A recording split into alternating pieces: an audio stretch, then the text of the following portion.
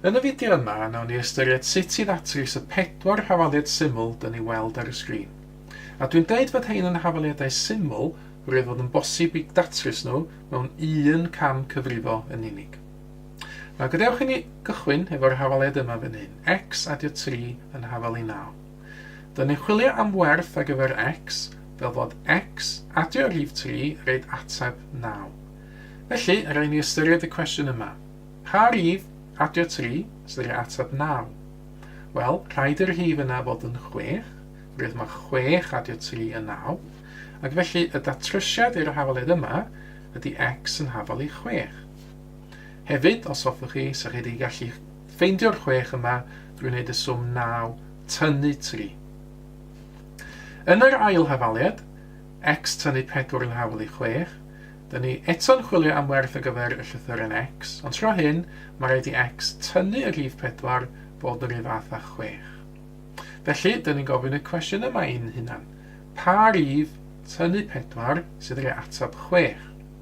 Wel, yr rhif hwnnw ydy 10, oherwydd mae 10 tynnu 4 yn 6.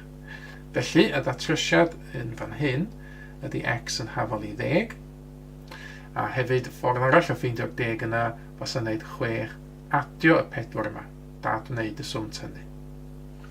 Yn y trydydd hafaliad, 4y yn hafalu 24, dyn ni'n chwilio am werth ar gyfer y. Nawr yn fan hyn, mae rhaid i 4 lluosi hefo'r gwerth yna gyfer y fod yn hafalu 24. Felly, 4 lluosi pa rhif sydd wedi ateb 24 ydy'r cwestiwn i ofyn. Wel, yr ateb ydy 6, oherwydd mae 4 lluosi fo 6 yn 24. Y datrysiad felly i'r hafaliad ydy y yn hafalu 6. Ac eto, ffordd arall o weithio allan y 6, byddai wedi gwneud 24 rhannu hefo 4 i gael y 6 yn fan hyn. Olaf, y hafaliad yma ydy z dros 2 yn hafalu 4. Neu, os hoffwch chi, z rhannu hefo 2 yn hafalu 4. Y cwestiwn i ofyn yn fan hyn ydy hyn. Pa rhif sy'n rhaid i gychwyn efo, i rannu fo hefo 2 a cael atab 4? Wel, yr atab yn fan hyn ydy 8, oherwydd mae 8 rhannu efo 2 yn 4. Y datrysiad i'r hafaliad felly ydy z yn hafalu 8, ac eto ffordd arall, neu ffordd wahanol o weithio hyn, os a wedi gwneud 4 lluosi hefo'r 2 fan hyn. Nawr, cyfle idych chi yn awr geisio datrys ychydig o hafaliadau syml eich hun.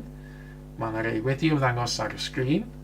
Meddyliwch am yr atebion cywir, ac yna mi gewch chi wirio'ch atebion chi hefo'r atebion cywir sydd wedi ymddangos erbyn awr ar y sgrin.